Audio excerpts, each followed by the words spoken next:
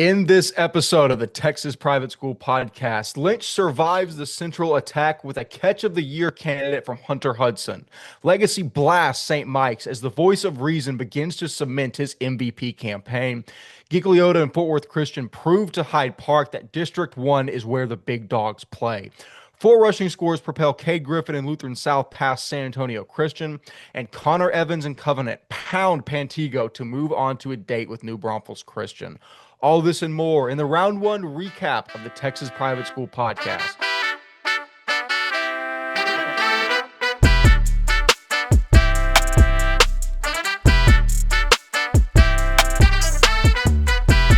Hello and welcome back to another episode, another special playoff edition of the Texas Private School Podcast. As always, I'm one-third of your hosting crew, calling in from Sunnyvale, Texas, Wes Tolleson. Walker Lott and Ryan Schroeder calling in from College Station and Stillwater, Oklahoma, respectively.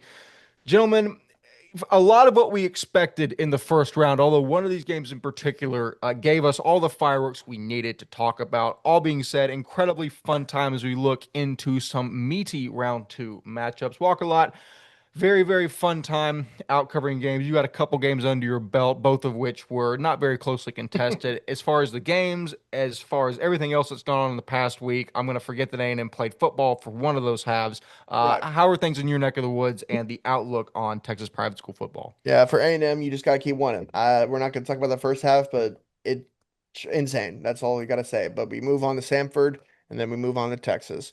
Going to private school ball, pretty chalk, which is kind of disappointing in a lot of aspects. But we had some good games that we'll talk about in a little bit. Brook Hill, Midland was an interesting one. You were probably the best one of the week. We had one upset of Pantego and Dallas Covenant, right? And so. Yeah, the games I went to were pretty chalk, pretty quick, but overall, pretty solid week one slate of the private school playoffs. Definitely. So, Mr. Ryan Schroeder, we figured out Dude, in the pre-show that we have been saying your name incorrectly for the past 5 years and have not once been corrected on that fact. Have you been hiding your true identity from us since 2020? you got it. We gotta cut this, bro. Like, no, it's not even that important. Literally just, yeah, over Sine, but, um, no, it's been a great week, and I'm super excited. Obviously, we lose the SBC season, so now we're focused on just Tabs playoffs and stuff. And even a week that was chalk, I think it just leads to really exciting matchups this week. We had a feeling it may be that way even going into this week, so nothing really too surprising. But I'm just excited for this week upcoming, and it recap a couple games that maybe give some context for this next week. Definitely so. So, with all that being said, again, a fantastic week in the space. We're going to get down to all of that. Before we get into our 5 games of the week, now we're going to take a look at the TXPS Media football scoreboard. We're going to start with a resounding 70-35 win for Antonian Prep over TCA Addison. Rogan Parson and company just come out and show why the junior quarterback is one of the best in TXPS. Just putting up a 70 burger in a game is absolutely ridiculous. That's going to move Antonian on to a rematch with Concordia Lutheran, who, if I remember correctly, they lost to 42-38 in the regular season. I'm pretty sure Concordia was at full strength for that game. I know they were down Malik Liberty and Ryan Nejek later in the season. Will be interesting to see the status of both those guys. But regardless, Walker, if TCA or if Antonian puts up a 70 spot in a game, I think they're going to be able to compete against most teams. No doubt, no doubt. They're getting hot right at the right time, which is going to be awesome to see. Moving on to the next game, Argyle Liberty Christian beat St. Pius X 30-60, sorry, not 30, 63 to nothing in a bloodbath over there in Argyle. One thing to note, looking at the St. Pius side, they did not start Noah Carrasco, and I've heard he's kind of banged up, and I think he was just out for this game, which kind of results in where Amir Parks Brooks and Trey Finney combined for only 4 catches this entire game, which you just can't see. Andrew Kirkland, the senior kind of do-it-all athlete, was actually the starter, I guess, at quarterback with 5 attempts. Mason Brown, number 5, had 8 attempts. They're going to like their second and third guys to pass the ball. That's kind of what you see the St. Pius side. On the Liberty Christian side, Quinn Murphy goes 11 of 22, 207, 4 touchdowns. Cora Buckhalter, great on the night, 13 carries, 108 yards, and 3 touchdowns, one for 100 plus. And then Jackson Green leads the way receiving, 3 catches, 74 yards, and a touchdown. Lincoln McCamey, 66 yards and 2 touchdowns. DeGracia, the junior with 26 yards and a touchdown, and Graham Nixon, the other sophomore, with 13 yards and a touchdown. On the other side, tackles wise, Will Ellis, the sophomore, leads the way with 7 and 2 TFLs. Dieta, sorry, 3 tackles, 2 TFLs. Will Terry, a TFL, and two interceptions by Cade Viola and Sile Thornton, the junior. Two fumble recoveries from Jed Hare and Cade Viola, and a sack for Dieta. So overall, great night for Liberty Christian. Kind of what you expected. They move on to play Preston in the matchup of the regular season game. It's exciting times there. And St. Pius, we talked a lot about their hype, and I think they got hit with the injury bug as the weeks go on, which is you hate to see. But still, you can always wrap this up in saying it's just a disappointing season with all the guys they have, all the talent they do. I wouldn't be shocked to see them kind of being back here next year, kind of maybe a surprising team to be. If Trey stays, Amir stays, and guys that were like that stay around, this could be an exciting team next year with guys just in North Houston wanting to come by and play for St. Pius. So, won't count them out for next year, but you can definitely say a disappointing season for the Panthers of St. Pius. Definitely so. And a game that was a little bit interesting for a while. Midland Christian pulls away from Brook Hill 28-12. This game was 3-0 at the end of the first and 6-0 in favor of Brook Hill at half. That's in large part because Jackson Franco went down in the first quarter after a big hit. He ended up being able to come back, come out, finish the game as Midland scores not, let me see. It was 7-6 Midland, and they just really pulled away. Brook Hill would only score 6 more points following that as Midland would put up 28. Don't have any offensive stats in front of me, but defensively, both Isaiah Matthews and Isaac Lujan recorded sacks on the game. Caleb Cruz, of course, got an interception as long as 3 pass deflections because you should never throw to his side of the field under any circumstances. I thought teams would learn that by now. Apparently, they haven't. Senior Reed Larson also had an interception on the game. Coy Hayes had a fumble recovery that was caused by senior Isaiah Matthews. At the end of the day, this is the penultimate, or not the penultimate, this is the biggest example that even if Midland gets in a spot where their offense is going to struggle a little bit, the defense can be stout enough to hold until the offense gets their wheels out of the mud. We're going to see if that holds true against quite literally the Evil Empire. And I don't say that meaning they're evil. I say that meaning they're incredibly daunting and imposing in Regents next week. All that being said, a great gutsy performance by Franco Midland to get the win over a salty Brook Hill squad. Yeah, absolutely. Speaking of that Regions team, they played Southwest Christian, my alma mater, on Saturday that I was at. So shout out to the Regions squad over there. Great community as always down there. And this was a game that I stopped live tweeting in the second quarter, and I think that explains everything. 62-0, or 62-2 actually, for Austin Regents over Southwest Christian. It was 62-0 at half. Jack Devine came in for a couple, maybe one. No, I don't even think so at all.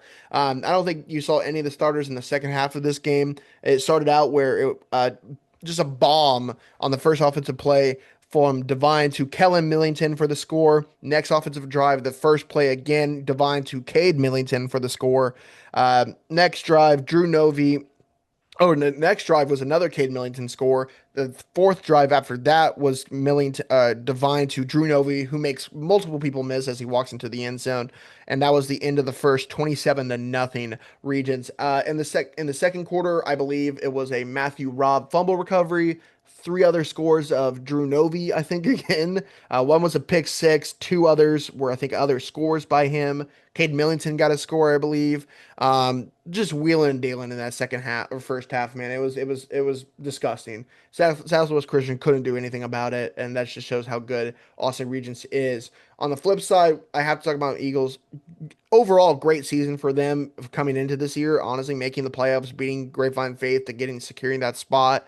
With everything that happened with Trey Mosley, just the scenario with that, bouncing back and still being able to make the playoffs is a good thing. Having 7 wins or 6 wins on the season is a successful season for them.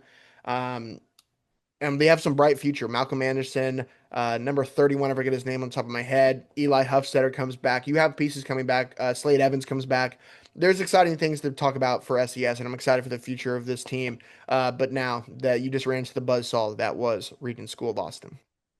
Buzzsaw is probably the most apt term to describe that team. As we stay inside of Division Two, we go to another matchup. This one in Brownsville, as St. Joseph's narrowly defeats Fort Bend Christian 26-18. There's a lot of guffawing on the Fort Bend side of the refs. At the end of the day, it was still a really big win for Brownsville St. Joseph, with end up being the district champion out of what is that, District Three in Division Two.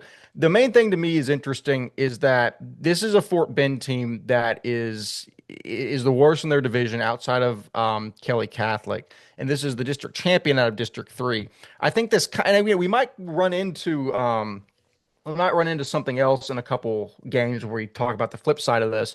But in terms of this game, I think this still really just solidifies that even this year, where we thought District 3 might be a little bit better than they have been in the past, they're really not, just because it's still only, what is that, an 8 point game against the seller of that district. That being said, San Antonio Christian's got a ton of talent. Will be interesting to see how they perform in the next round against that's going to be Lutheran South, as they defeated Victoria St. Joseph's. All that being said, not the season that you want to have for Fort Bend Christian, but as Bradley Hanna discussed on the space, I still think they have pieces to bring back. I think Hoff's going to get the ship right there, and there's still positive momentum moving forward. But in terms of that game, shout out to Brownsville St. Joseph's moving into a matchup with Lutheran South. Very much so. Moving on to the next game. Second Baptist beats Victoria St. Joseph 42-10. No stats on the game. It looks like they kind of pulled away 35-3 in the third quarter, and then the points were scored at the kind of the end. The first touchdown was scored in the fourth quarter, around 3 minutes to go for Victoria St. Joseph. Just a big win for Second Baptist, and now they get the luxury of playing TWCA in the next round. That will be played in Hempstead, out off of 290, right out of six. Very interesting and excited to see, Cannon Toon. He's a great player. Can they combat and match up well once again with the TWCA Warriors? This feels like cruel and unusual punishment for me to detail, but in a very in probably the closest 51-6 game on the face of the planet, the Woodlands Christian Academy gets a win over the beloved, the hard fighting, truly the gem of TXPS, Grace Community Cougars. This was behind 4 rushing touchdowns, 3 of which came from Joshua Cox, who only had 7 carries. So 3 touchdowns on 7 carries is a pretty good rate, in my opinion. George Romanik, the junior, also had one, as well as 80 yards on the ground. Santiago Fernandez went 10 for 15 with 150 yards and 3 touchdowns. I'm assuming they pulled him pretty quickly following the massacre that was at play. Those 3 touchdowns were thrown to 3 separate receivers, one of which was Baron Meacham, the sophomore, who had 56 yards. Braden Stevenson, who had 1 catch for 14 yards and a touchdown, as well as Cade Blackburn, the senior, 2 receptions, 30 yards, and a score. Whenever I go down to the defensive statistics, I see a smattering of tackles for loss that were recorded by Joshua Cox, Grant Munsey, Blake Hollis, James Atkinson, Prince Holiday, and Carter Long. If I try to go to interceptions, we are going to see 2 picks on the night from Braden Hanote, guess who, and then Hank Mulbar. At the end of the day, a tough season for Grace. Losing Slade Evans, or Etheridge, excuse me, basically the kid that they're touting as the heir apparent, the freshman quarterback. That hurts. I know you still have guys like Braden Alexander, who will be moving into his senior season, I think, next year. I can't Yeah. remember. Uh, Yeah, Junior season next year. junior season. Well, that makes me happier. Yeah, I think he will be a junior next season. Again, they'll have pieces. Grace always ends up pooling enough kids together wherein they might not have the most top end talent. I still think they'll be competitive, especially with the district realigning in their favor. That said, I mean, TWCA is one of the 3 teams that can win the state championship in Division Two. Fantastic performance. You do what you need to do against a lesser opponent. You get the job done. You move on to a date with Second Baptist, which quite frankly shouldn't be any problem. But Second Baptist has enjoyed playing spoiler in this spot before. We will see how that goes. Absolutely. Moving on to the next game, Holy Cross in round one with all the coaches back beat Lake Country out of Fort Worth 48-14. Looks like Rocky Orozco had a great night. 12 of 18 efficient for 319 and 5 touchdowns. Austin Abrego had 117 yards on the ground and a touchdown. Crew Hudson, the sophomore receiver, led the way receiving with 3 touchdowns on 180 yards. Overall, just a great night for them. Lubbock Lake Country Christians had a rough year so far, just not getting everything on their side of things, but still a good result for Holy Cross. And they now play the biggest game of TAPS Division 3 next week with playing Lubbock Christian in Abilene, Texas at McMurray University. And if I was McMurray, as we know some coaches over there, they should sit there and go watch some of those guys on that field because those are college guys that are going to be playing on their university's field. So going to be a fun one. I mean, the biggest game of Division Three, maybe until the state title game. This is a huge one, and I'm excited to see how it goes. Definitely. So moving on to another game in Division Three, Tyler All Saints continues their fantastic run as the first home playoff game played on Melbourne Field, results in a 49-34 victory for the Tyler All Saints. What is it? Trojans? Yeah, it is the Trojans. I can't believe I forgot that for a second, considering I grew up in Tyler. That's embarrassing. That being said, Manny Miser went 7 for 11 with 155 yards and a touchdown. Of course, Emerson Hadnot gets back to his old ways with 17 carries for 217 yards and 4 touchdowns on the game. Just truly an absolute workhorse down there in Tyler. Sawyer Boosk goes for 2 carries, 63 yards, and a touchdown on the receiving end. Miser's sole touchdown was caught by Sawyer Boosk, who had 2 receptions for 103 yards. So Boosk touched the ball 4 times, had 163 yards off those carries, and 2 touchdowns. Pretty dadgum efficient, if you ask me. Looking at the defensive stats, Sam Walters, the workhorse on the defensive end, the senior, goes for 8 total tackles and 4 tackles for loss. And Marley Gonzalez gets 2 tackles for loss as well. As were there any interception? Yes, Reagan Ford tallied an interception on the game, whereas Ford Fitzgerald and Tate Scully had 4 deflections and 3 deflections, respectively. That being said, I got to take a second and shout out to Hill Country Christian. This is only their second year playing 11-man football. They went 5-6 this year. They had a winning record in district going 3-2. They got wins against the 2 teams they needed to, and the John Paul's just absolutely blowing them out. I think it's a program on the rise. I think it's run the right way. And to be able to see them kind of get to this level of competitiveness and begin making playoff games in only their second year in 11-man football, it's very impressive to see. I think that program has a bright future ahead of them. But shout out to All Saints as well as Hill Country Christian. Absolutely. Moving on to the next game. Bernie Geneva beats Bishop Gorman 49-12 in a big win for the Eagles out of Bernie. Caleb Quintamito, the senior, I need to figure Quit Adamo. Yeah, I'm gonna say Quit Adamo. He's been an underrated cat in Division Three this year and deserves a little bit more love. I'm excited to see what we can kind of award him this year. I think he's an absolute dude and he's had a great night. 16 of 23, 378 and 3 touchdowns. Shay McNew on the ground leads the way, 115 yards and a touchdown, with Schindler, the freshman, having a touchdown, and Quit Adamo with the other touchdown on the ground. Receiving wise, Reed Adderholt leads the way, 181 yards and a touchdown. Chase Duran, the sophomore, has 129 yards and 2 touchdowns. A great night for him. Something to note, Brady Chandler, one of the top receivers in Geneva history, is not on the stat sheet for this. Something to watch going forward into the next round. But still, they have some guys who are very efficient against Bishop Gorman, so that's not surprising. So Geneva has always been a solid team in Division Three. They now play Tyler All Saints in that next round at Little River Academy in Temple, which is an exciting time on Friday at 7 p.m. Definitely so. Moving on to the next game. The game between Shelton and Lubbock Christian was not played as it was a forfeit on the end of Shelton. So we will move past that as the result likely would have been the same regardless of if the game was played on the gridiron. We'll now look at a Division II matchup as the title favorites out of the division. Fort Worth All Saints smack Grace Prep to the tune of 58-21. Walker, if I set the line at Gavin Beard minus 4.5 passing touchdowns on the game, are you going over or under that? Just blind reaction. I'll go under because I'm going to say the running game had a great night. It was over. He went 13 for 17 for 251 yards and 5 touchdowns. 5 touchdowns off 13 What? completions is also insane. I'll get down to who caught those in a second. But as for who caught them now, there were 4 different receivers off of those 5 touchdowns, which speaks to the depth of this receiving room. Kalan Lemon had 3 receptions, 41 yards, and a touchdown. Gabe Starling, aka Q 2.0, had 4 receptions, 84 yards, and 2 touchdowns. What is that? Aaron Hammer, the sophomore, 2 receptions for 29 yards and a touchdown. And Ryder Wilson had 2 receptions and a touchdown. Walker, all this being done without your top receiver. and Hudson Reeser being on the field. It just speaks to it's a wealth of riches, as I've said multiple times. Just an Yeah. incredible stable of receivers for Gavin Beard to work with. The rushing attack was also very strong, with Burke Toller going for 93 yards off only 5 carries and a touchdowns. Jordan Billings had a touchdown off 27 yards, and Gavin Beard also decided to add another touchdown to his tally with 42. Flipping to the defensive side of the ball, good God almighty, Kingston Byers had 5 tackles for loss off of 9 total tackles. Keon Atkins, Dean Watkins, Cade Colson, Ryan Powers, Cade Clark, Benji Upchurch, Ibram Hamoud, Jet Thomas, Hayden Matthews, Logan Fabella, Parker Roberts, and Hudson Harbuck all had tackles for loss.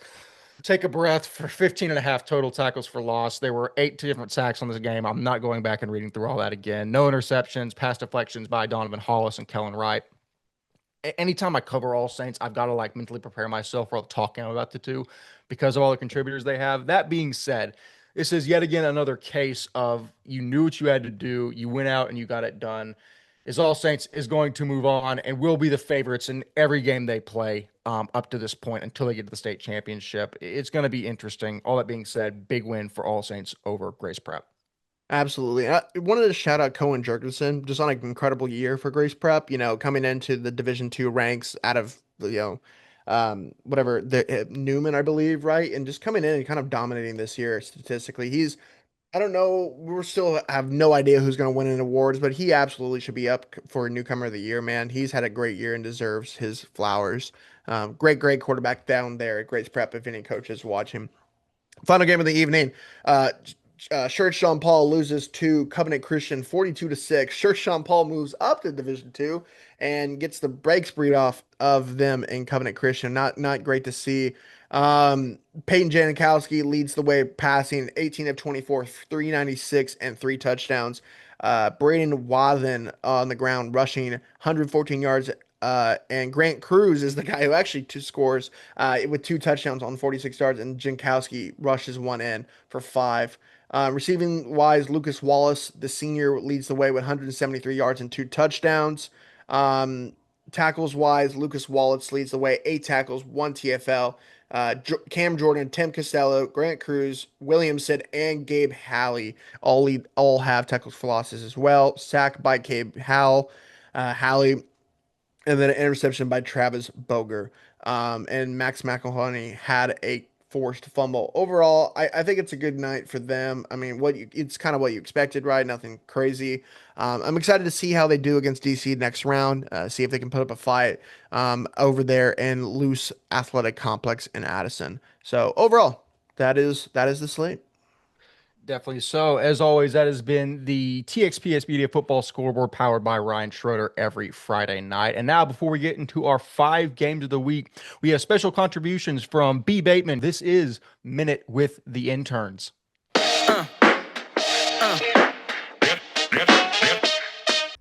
It was a showdown Friday night as the Bishop Lynch Friars hosted the Central Catholic Buttons in a high-stakes area round playoff matchup. Bishop Lynch had a roller coaster of a season, coming into this game 5-5. Meanwhile, Central Catholic had lost some of their momentum after a tough game against Etonian. But on this night, the Friars pulled out all the stops in a nail-biting finish, pulling out with a single-point lead, winning the game 35-34. The Friars' offense had some explosive, critical moments during this game. Their defense held it together when it counted, and their pose under pressure in the final seconds is what got them this win. This win sends Bishop Lynch deeper into the TAPS playoff picture, a telling moment for a team that has a lot of ups and downs this season. However, for Central Catholic, though, it is a bitter exit. They were so close, yet just couldn't get it done. Thank you yet again to our fantastic interns for breaking down coverage from across the state. I say this every week we do this, but the fact that we have so many dedicated analysts covering literally all parts of the state, from El Paso to Tyler to Brownsville to Houston to Dallas, everywhere. It's beautiful, and we really appreciate all of their continued contributions. But with that being said, all that is left is to dive deep and dig into our 5 games of the week. And what better one to start with than Central Catholic at Bishop Lynch? In an instant classic, Lynch outlasts Central 35-34. To start the game, following an Asher Wheatley sack and Zach Williams' massive reception, junior running back Akani Cruz Barrios would race into Pater to open us up at 7-0. Following a button drive, sophomore kicker Carlo Taboto would knock the 24-yarder through to make it 7-3. Then the freshman Zach Williams would get his name in the paper by taking the touch pass from Leon in to put Lynch up 14-3. I think at this point I turn to Jaden and say, yeah, we might end up running the clock on this one. But the Snakes Rattles, or whatever the heck a button actually is, had other plans. Following an interception from junior Jake Hernandez and a huge gain by wide receiver Joseph Carrion, Matthew McClennan would hit senior wide receiver Jack Hall for his first score of the contest to cut the deficit to 4. And then with 14 seconds left in the half, Leon's throw is picked off by senior running linebacker Mark Luna, who housed it. And all of a sudden, the team everyone wrote off is up 3 at the half, and Jaden and I are exchanging nervous glances on the sideline. But senior athlete Ish Muhammad sensed our unease and decided to abate it by taking the handoff 35 yards as he raced up the home sideline for the Friar score. And then that made it 21-17 with 7 minutes and 19 seconds remaining in the contest. And then Zach Williams would reel in an insane grab off a perfectly placed ball from Matias Leon in the corner of the end zone to put the Friars ahead 2 scores, 28-17. Then the sophomore kicker, Carlos Tabata, would nail his second field goal of the contest to cut the deficit to 8 with 3 minutes left in the third, and Central would come back, and Matthew McClennan would float it up to senior wide receiver Jack Hall, who fully extends his right arm and reels it in without the help of the left. Truly an incredible grab, one of the best I have seen this year. 28-26 Lynch with 9.5 minutes left in the fourth. And Central would then get the ball back as McClennan would tear into the visiting corner of the north end zone and hits the money sign. And all of a sudden, this is a 34-28 lead for the Southern Buttons with 6:57 remaining. But, and following another insane throw off the run from Leon to find Ethan Perkins in full extension to put his man on a poster, the Friars would then line up on the button 30 facing elimination.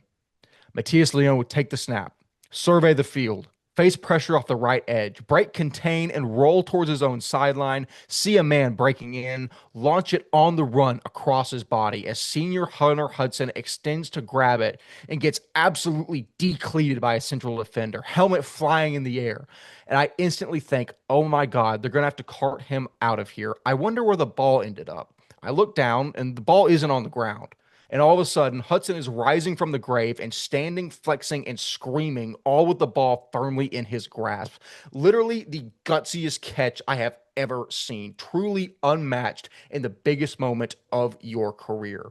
And that would be all she wrote as Lynch would recover a fumble on the ensuing kickoff to hang on to win 35-34, advancing to a date with Parrish in round 2. Guys, I know that that's the main takeaway from the game. That's what's gone crazy on socials. That catch from Hunter Hudson, bar none, is the hardest I've ever seen anyone get hit in a football game and hang on. And to add on to the fact that was for a touchdown, it was facing elimination, your season's on the line, and it's your first touchdown this season, absolutely bananas. To zoom out farther, this was an incredibly spirited effort by Central Catholic, Matthew McClennan, Jack Hall, Joseph Carrion, and others. I mean, this is a team that we thought was going to lose this game by 21 points. It seems like it always happens this way. They don't get blown out, but even better Central teams of the past have fallen by 14 to Lynch squads like this. Walker, it didn't happen, but it showed an incredible amount of resiliency from Lynch to eat the punches and say, wait, we play in the tougher division. We've been in these moments before, and we're going to put our best against their best and lean on that. Truly an incredible win for Bishop Lynch, but a great performance by the Buttons as well. Yeah, that's an awesome first round matchup. And I'm so impressed by the Buttons wanting to try to flip the script on this game that's happened in years past. And man, they were a all Hall of Famer type of play away from doing it, right? The thing about it is too, that last play, that's a clean hit. If you go look at it, he puts his shoulder into his chest, like that's a clean hit. And he just came down with it. You have to live with that, right? You have to live with one of the most craziest catches we've ever seen. And because that's football. At the end of the day, that's football. And a testament to this Central Catholic team. If you told me that would have happened after I saw them against Central Catholic a couple weeks ago, I would have said no way. But this is a testament to a coaching staff and a culture there that is going to fight in every game they play. On the flip side, Coach Moats and the staff, man, they fought to the very end, man. That's the whole thing, right? You don't quit until the last whistle happens, right? That's the whole mantra. And it's hard for a lot of teams to actually, it's hard to actually live like that, right? It's hard to actually, you might say that, you're going to say that in the pregame huddle. You're going to say that, like, don't quit, don't quit, don't quit. But it's actually hard to do it in real time. Like, it's hard to actually do it and put it every single snap, do everything you have. And that's what Bishop Lynch did until the final second. They did everything they could to win that football game. And that's a testament to this team, man. A historic win for the Buttons, or for the Friars, and that's going to be one that you're going to talk about forever. Like, I think I said in the space, like, when you're in college and you talk about your olden days, you people get so annoyed and be like, "Oh, you were talking about high school football, whatever, whatever." That is a story you can talk about forever, and no one will get like complain about it, because it's such an incredible catch, an incredible story to tell for years to go on. So shout out to him and Matthias and everyone for making that play, man. It's a huge, huge accomplishment. And you have our video, and you can show them our video too. And Yes. that's the plus of nowadays with our coverage, is that you can make those plays, and then we got a video to back it up. Ryan, before you But get into your further analysis, I was at a family gathering the day after the game on Saturday. I showed that video probably to every man in my family, and not a single one was like, "Oh man, that's a good play." They're all like, "Oh my God, how did that happen?" Like the sheer reaction to people, even people that have no affiliation or really care about sports that much, they were just like, "That's the most insane thing I've ever seen." especially to win the game, yeah, as well. Um, I was just gonna say, I mean, I'm noticing this. Obviously the score trends of the fact that Central obviously was in a situation where they went for two. In with the 28 to 20, they were down 28 to 20. They score that touchdown. You need to, right, to get the tie. Well, then obviously you don't get the 2 point conversion, and you go for it again the next time you score to go up instead of going up by five, you go up by six. Well, six obviously wasn't enough, because then obviously Bishop Lynch goes down the field and they score and they win by just 1 point. So theoretically, even though that's not how you would think in that moment, and you should have gone for two because you were down 2 points, 26 to 28. You should have gone for two, but in that moment, if they wouldn't have gone for two, they would have forced a tie in that scenario. Every Monday morning quarterback, 100%. But I'm telling you that, like, it's funny how things worked out. A 1-for-2 scenario on 2 point conversions. They actually would have forced, if they would have got that other 2 point conversion, they would have forced a 2 point conversion try from Lynch. And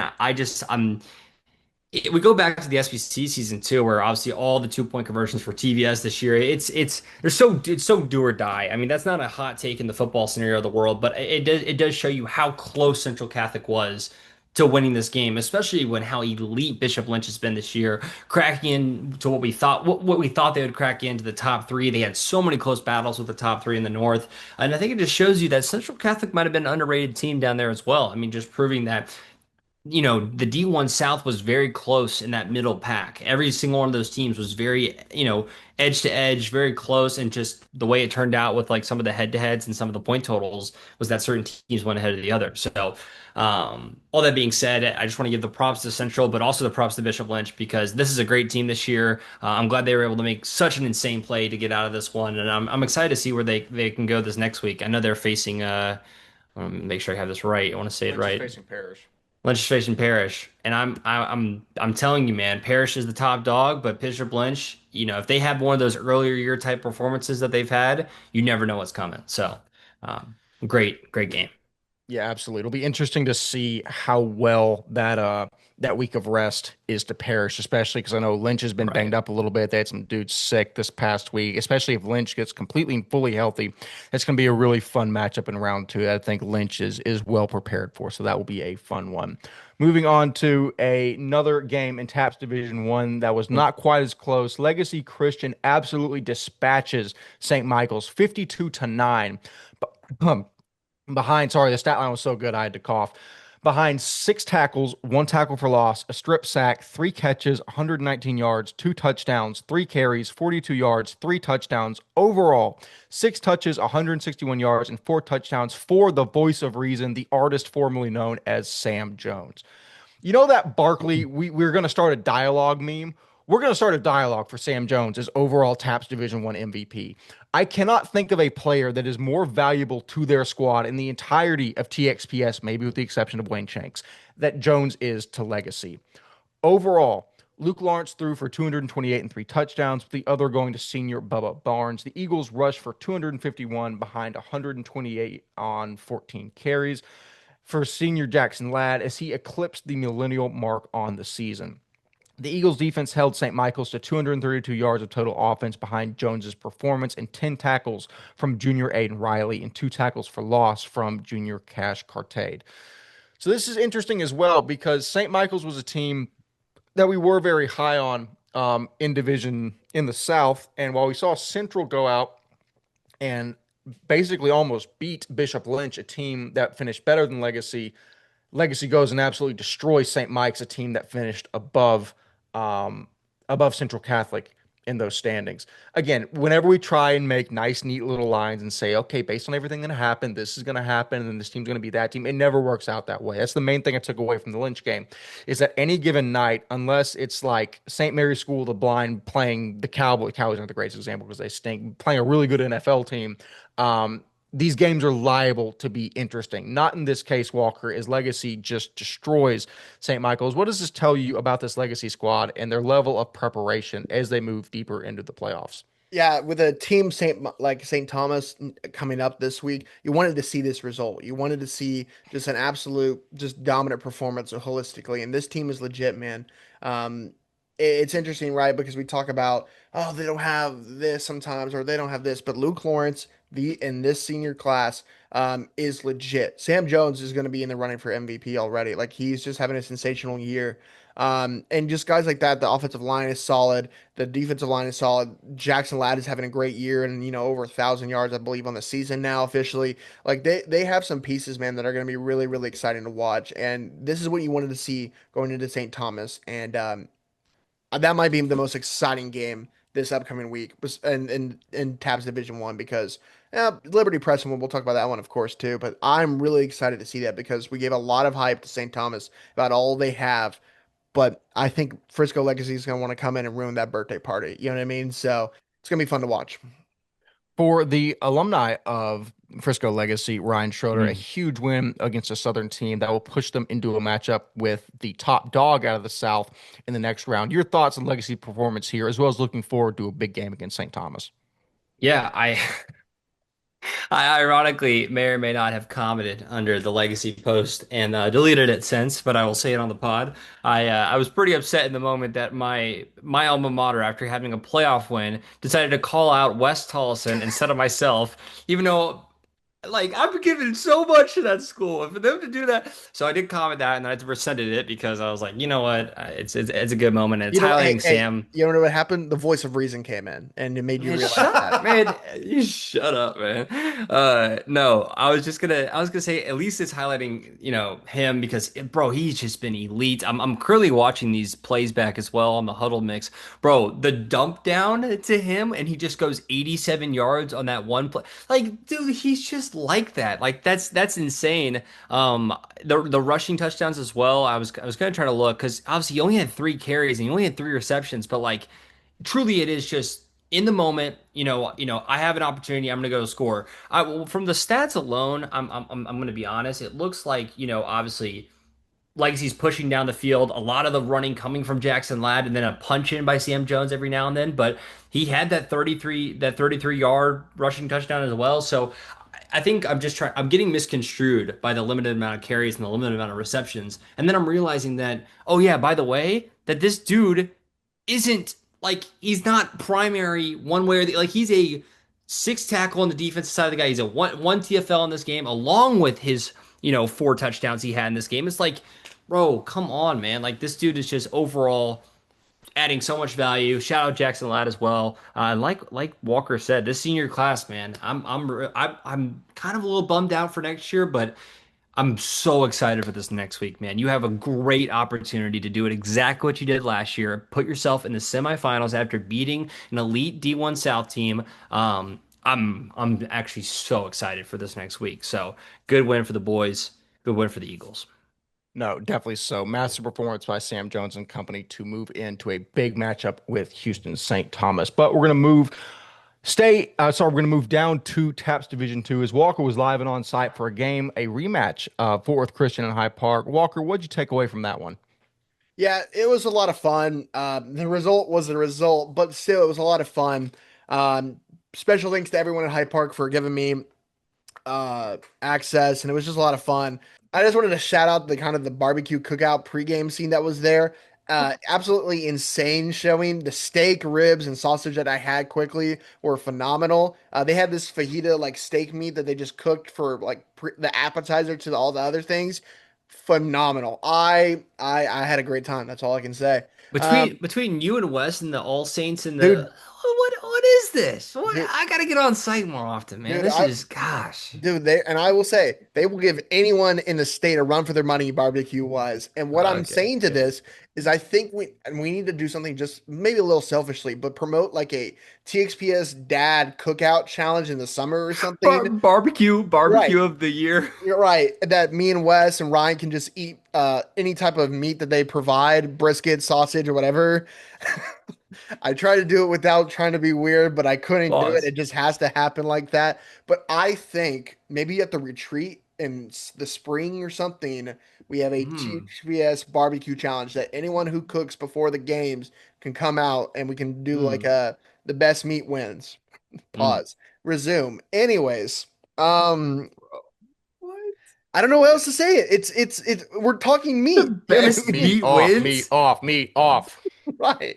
Like it's gonna be awesome. So shout out to them. They also have one of the just the best game environments in the state. The pregame music, the in-game music is awesome. They run out to Power by Kanye. It's awesome, man. It's a really cool thing.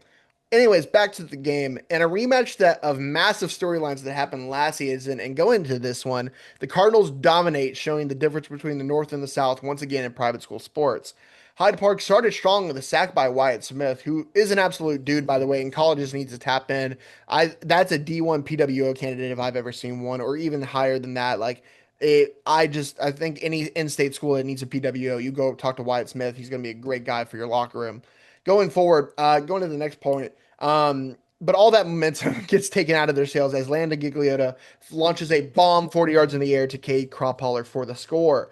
After that, it kind of seems like Hyde Park doesn't get a first down in the entire first quarter, as Tucker Ashford, who has multiple TFLs and a sack in this one, and the rest of this defense just dominates.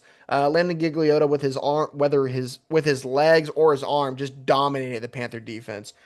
He ran all in the next drive. He ran all the way to the goal line on a perfect quarterback draw, but gets a forced fumble on him.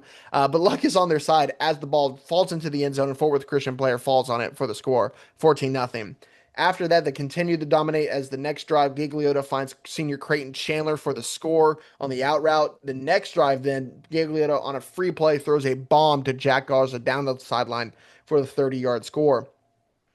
Then Hyde Park finally has their best drive of the night, but it ends in disaster as Murray and Michelle comes up with the interception and basically on the goal line to stop that drive. And then the next drive, Gigliotta throws one of the best passes I've seen this season as he throws an absolute laser to Jack Garza once again in stride for 75 yards and the score, 35-0. Final drive of the half is a Cason Andine house call for 60 yards to make it 42-0 at half and to have the running clock for the entire second half to basically wrap this one up in Austin with the end result being 42-10.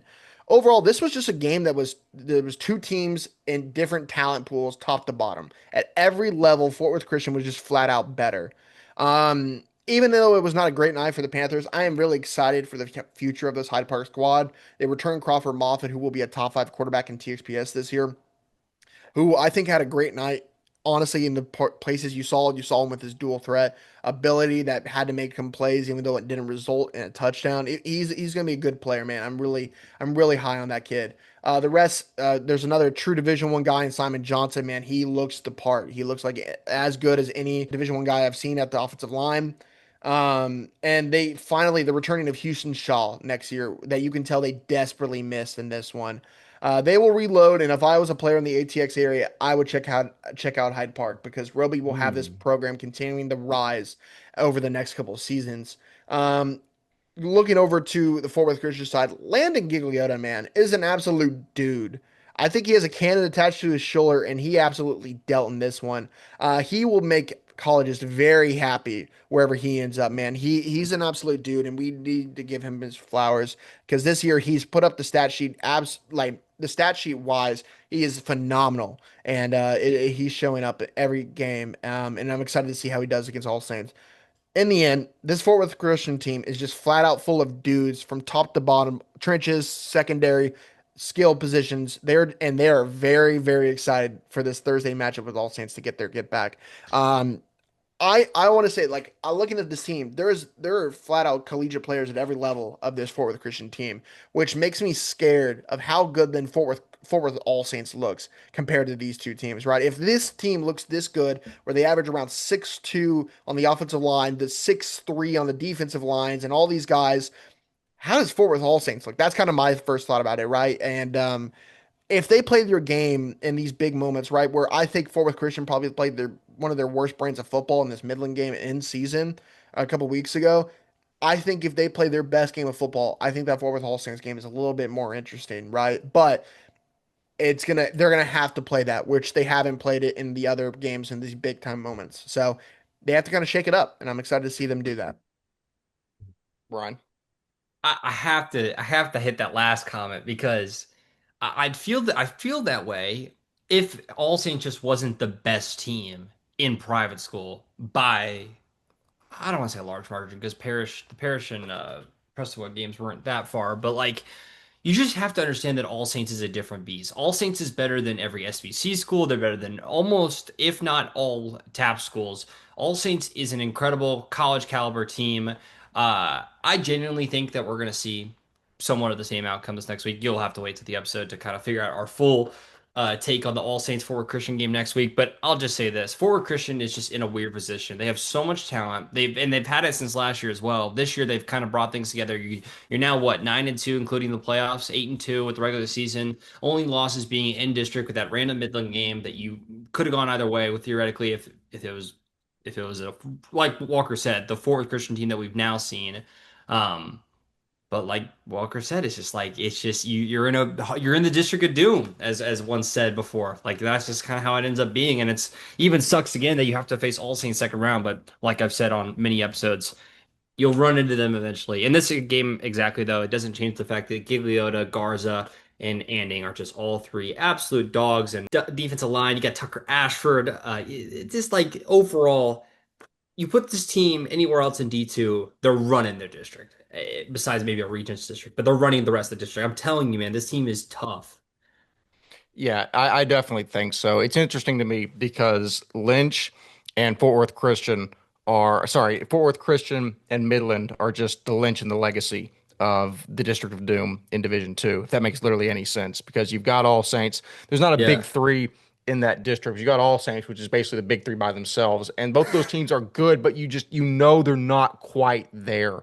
Right. It's going to be interesting. And it's funny because I got on the space and then Adam Burns basically reamed me out for saying that I'm not a big enough fan of Fort Worth Christian. I don't remember the exact thing that was said, but y'all both basically told me in the chat that he owned me, which I guess.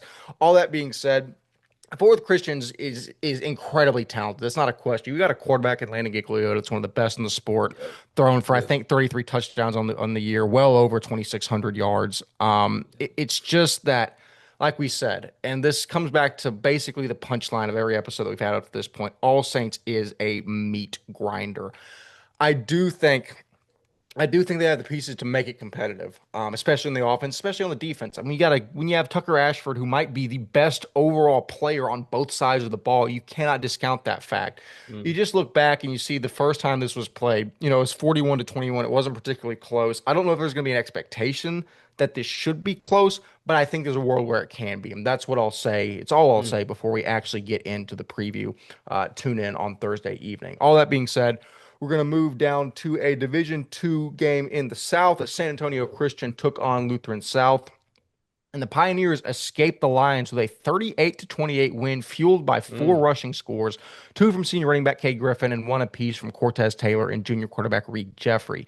Jeffrey also took the reins at quarterback this game with 157 yards and a touchdown thrown to senior Braden Robinson, who tallied 157 yards on the contest. Sloan Gilroy and the sophomore Ethan Young each had strong performances for the Lions, with Gilroy accounting for 330 yards and three touchdowns, whereas Young went for 100 and a touchdown on the ground. Well, senior wide receiver Aaron Edmonds tallied 118 off 8 receptions and a score as the Lions season will end in South Houston. So Walker, we talked off the top in the scoreboard about there being a clear difference as Brownville St. Joseph's barely beat Fort Bend Christian, with St. Joe's being the district champion out of District 3 and Fort Bend kind of being the dogs of District 4. But you look at this one, and Lutheran South is a team that very recently played very closely to the Woodlands Christian, and San Antonio Mm, Christian was a team that didn't even win their district after falling to St. Joe's late in the season. mm. Yeah. All that being said, we talked about this on the space a little bit. Great performances on both sides of the ball, but is there any level of nervousness or red flags going up as Lutheran South only beats the Lions by 10? I really mentioned it to y'all that I really wanted to put this game as one of the games of the week because I really thought San Antonio Christian might make this close. And it was. I think San Antonio Christian's a better team than they give credit. I think just the loss to Victoria last week was made it a little bit was confusing to say the least, right? I still think LSA is a better team, and they might be a type of thing where they kind of play to the level of their competition. And I think that's what's also going to happen in the semifinals if they make it there, right? Where they play to the level of TWCA in that matchup earlier in the season. I think it's kind of same thing there. The interesting matchup is going to be Brownsville versus them next week. I think San Antonio Christian and Brownsville are pretty much on the same level, so LSA should be the favorite in that one. But if they play to a level again, you have Yeah. Cisneros on the other side could get a little bit interesting. And I'm excited to see how that kind of pans out. Definitely. So, Ryan Schroeder, your thoughts on San Antonio Christian pushing Lutheran South with the Pioneers ultimately securing a win? Yeah, I'll keep it a buck with y'all. You're down 28 to 24 heading into the fourth quarter with San Antonio Christian up in this game. You played TWCA so close. If you want a chance at switching that the second time around in the semifinals, you can't have this happen the rest of the year. TWCA is going to take a performance like this against you, and they're going to beat you by 30. And I say that to say exactly what Walker just said. They're playing to the level of their opponents, but that just doesn't pass. You have to. I don't know. I think also in this is just Sloan Guillory is actually a dog. He accounted for, let's see this, accounted for over 325 yards with on the ground and through the air and 3 total touchdowns. Like he himself is just an absolute playmaker. And I don't want to take that away from San Antonio Christian, but like this just can't happen. This can't happen again. You can't be down to San Antonio Christian heading into the fourth quarter when you have such bigger things ahead. If you want to beat TDWCA, this game can't happen again. And I know it won't, but it's something to say if they do play to the level of their opponent, and they will play to the level of their opponent against TWCA, then this will be if they would have played how they played against TWCA in this game would have been close. That's all I'm trying to say. And I'm a little unimpressed by this game. Yeah, and the interesting thing to me here is obviously Holt Teichmann's been the starting quarterback Yeah. all season. He only threw 2 passes in this game as the junior Reed Yes, I Jeffries do. took over and ultimately got the job done. I mean, moving into this game, Jeffries had only thrown 9 passes or thrown 19 passes, 181 yards. Obviously, Teichmann's been the starter. We don't have any confirmation whether Okay. if that was even an injury. I'm guessing that it was at this point in the season, or to what extent or period Teichmann might miss time. I mean, they've got to go ahead and figure that out pretty quickly as Lutheran South moves into a game as Brownville St. Joseph's. And now I actually don't really believe that I say that because I think even with Reed Jeffries, they could probably handle that. I'm sure that Right. this clip will be put on a bulletin board and I'll pay for it later. But again, we speculate and say things in the microphones for fun. I don't take anything we say seriously. All that being said, we are now going to wrap up by moving down to our one Division Three game of the contest. And of course, it's the one that we all got incorrect. Dallas Covenant versus Pantego. Mm. As mentioned, Covenant proves us all wrong behind a 35-14 win over the Panthers from Pantego. Connor Evans, who I've spoken ad nauseum, is such an incredible player. He's one of the best in D3, certainly the best on Covenant. Goes for 2.5 sacks, 2 tackles for loss, a forced fumble, and 8 tackles in this big Elite. win. Caden Mhm. Cosba also had a great game. He had a pick six, a 70-yard rushing touchdown, and a sack and around 10 tackles. Davis Curlin, who I'm also very high on, had 12 tackles. Ryan Hillner did his thing with 237 passing yards, 2 passing touchdowns, and 50 yards on the ground. And Mm. Jack Henry and Clive Rowland ran the ball efficiently behind their offensive line for 106 yards and 15 carries for 1 score. So, Walker, moving into this game, I'm guessing I was correct because I didn't see Duke Black mentioned in the stat line anywhere. I was nervous because Duke Black was not going to be playing in this game, and I know Ryan Hillner had been banged up. So I was basically just like, listen, I think I know what we've said about Pantego and that this is the second straight year where they've played, quite frankly, a very poor um, non-district slate and then the beginning of their district slate. And then Covenant, I think, is a better team at full strength, but they weren't at full strength. Even though I like Luke Kemp, I like the quarterback, like Hayes Young. Yeah, I Yeah. think it's Hayes Young. The quarterback Hayes Young, both sophomores, both be incredibly talented moving forward. All that being said, is I think I need to get back to channeling the energy from earlier in the season where I was like, Dallas Covenant's great. They're going to be really good.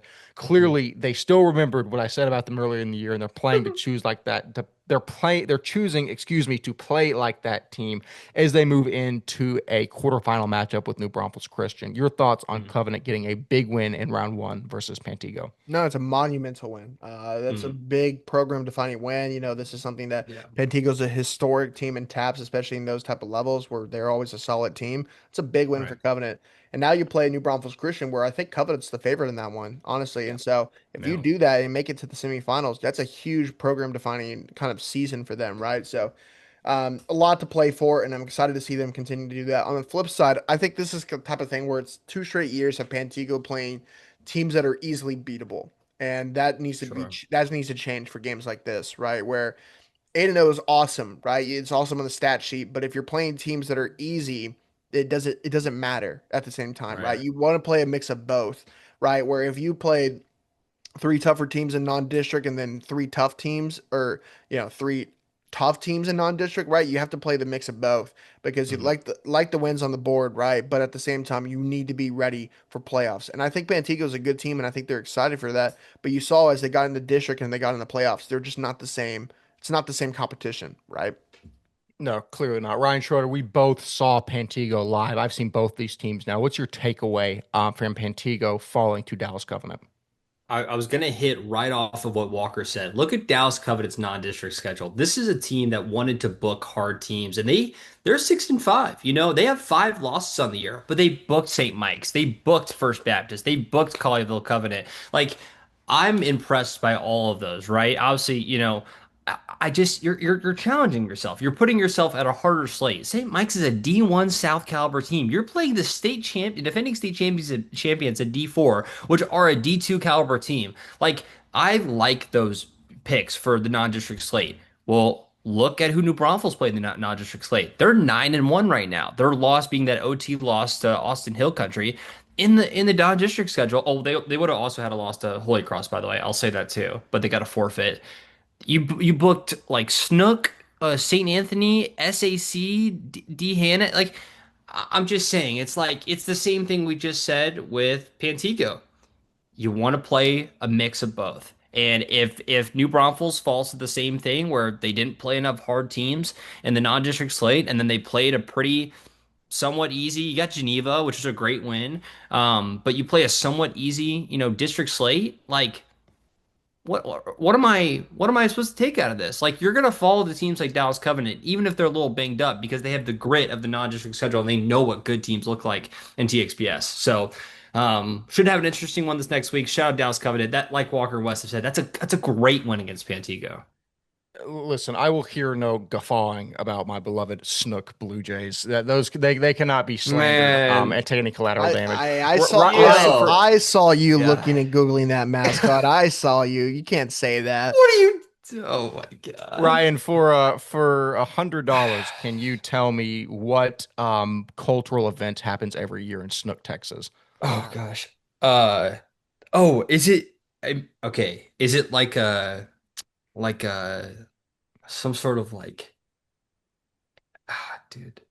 I'm gonna say something really crazy. Like this, like thanks or what's the thing in Germany? Like Like Oktoberfest? Oktoberfest? yes, does it happen there? Oktoberfest? No, no, it's Chili Okay, Fest, actually. Chili Fest happens every year in Snook, Texas, in a that's field that gets way. really muddy and cold sometimes. But Coe Wetzel shows up sometimes. It's a fun time. Uh, I've never been and I never wanted to go. I don't think that's just To be completely honest with you, I've also never been to Chili Fest. The one year I was gonna he's a Snook defender, but never been to Chili Fest. the one year I was gonna go to Chili Fest, I was a junior in college, and I had tickets and everything. And Duke ended up making the Final Four that year in a game against North Carolina. And instead of going and having a good time with my friends and some of our, not going to say that part, I sat in my apartment and watched North Carolina end Coach K's career in what probably is the most depressing moment I've ever had as a sports fan, outside of Duke losing to Houston last year and blowing it, and the only season I'll ever watch Cooper Flag in a Duke Blue Devils uniform. That doesn't matter. It's not my time to cry about my sports Oh, fandom. you got it, bro. Yeah, I need to vent sometimes. All that being said, by the way, don't use that condescending tone with me. We are quite literally Chili just like, Fest, man. It's we're all just an old polyamorous married couple at this point that just brings out our squabbles. pause. What? That's not Pause. that's not No, we talk about not even the meat. first- Talk about meat. Talk about meat and polyamorous. I need to chill the hell out, bro. What is all right, this, bro? with on that beautiful note, we're gonna end the episode yet again. Keep in tune with us. If there's any point in the year you want to keep up with us, it's right now. The private school playoffs are in full swing. Our level of content is now peaking. All the interns whose schools have respectively finished playing, we're all grabbing them immediately, sending them to more games. We're working basically triple overtime. It's incredibly fun. It's our most favorite part of the season. And in 3 short weeks, we will bring you the best content in the game from Waco, Texas. But until we meet then, I have been 1/3 of your hosting crew, Wes Tolleson. Walker Lott and Ryan Schroeder have fantastically been themselves. We will see you in the round 2 preview. See you later.